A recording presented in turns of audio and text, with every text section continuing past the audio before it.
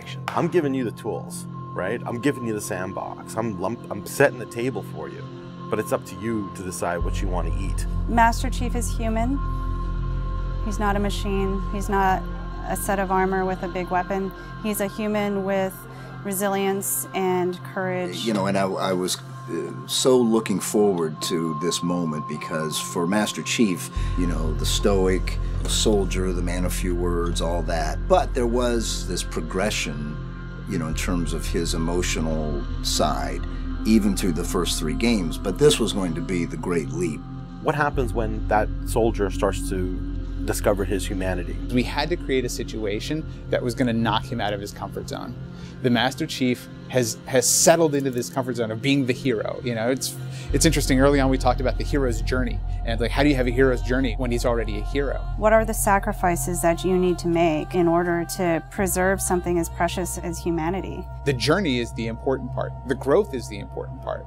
And so really, where does he still need to go as a human? That became the key to not just the story of Halo 4, but the entire trilogy. We're really examining what sort of burdens a Guardian carries. In a lot of ways, the story that we're telling with Halo 4 is about putting Chief in circumstances where he's forced to change. He's forced to take stock of himself. In a way, Chief is a Guardian. Cortana is Chief's Guardian. The Forerunners were the Guardians of their own universe, and they might have to make a decision that not everyone is going to agree with and that some people might condemn.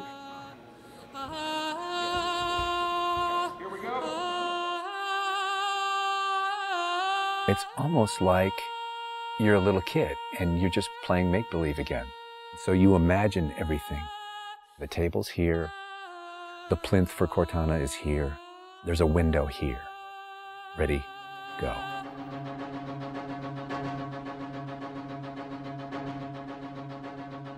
How can we immerse the player even more in this world that we've built around them? I'm not doing this for mankind. How can we have Chief have to deal with his own humanity? Everything had to be predicated by what the character needs were and what direction the characters needed to go in. The art direction specifically for Halo 4 isn't about creating an emotional tone for Halo 4, it's about creating an emotional tone for every single moment and experience that the player needs to understand. Similar to what we said is that, you know, we build what we need to see. We can't look too far this way or it starts to fall apart. But back in here, things are looking good. Film is like, I'm going to create something and it's going to be awesome and I'm going to polish it and I'm going to own it, but I'm going to share it with you, which is very different than game storytelling, which is I'm going to give you all the tools, I'm going to give you all the possibilities, and it's up to you to discover it. Answering questions and answering the directions that the narrative had already taken to find the path forward for us as we started to tell the story. We're always telling these huge, big stories. We've got Infinity, it's the biggest ship that has ever been launched. We've got Requiem, which is like the biggest Forerunner artifact we've ever found. But in the middle of all of that, we've got this very small personal story between Master Chief and Cortana. You tell a story with every detail that you put into a game. Immersion is really what allows somebody to believe your universe and also to become emotionally caught up in your universe. Ready to get back to work?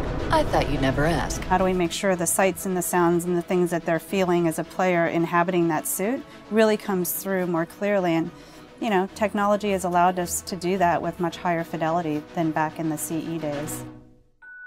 Okay, so those are definitely bigger ones. Yeah, those start to get. Just because we've got more people. Let's roll video. Yeah. So this will be just video and audio only, no face, no mocap. In that case, you won't mind if we return the favor. As we design these things, we put together the best plan. Until it actually touches an actor, it lacks humanity. Having the ability to work with the actors on stage, capturing their face, body, and voice at the same time, really gives us an opportunity to create an immersive experience for the actors. Working at Giant, we could have at least 8 actors in the same volume at the same time. So the objects that they're acting around and the people that they're acting with, against, through, and toward are there in the scene with them, and it makes a huge difference. We sent out a breakdown for the characters and how we wanted them to feel. We ended up getting 80 or 90 submissions back through our casting team. Casting for the Master Chief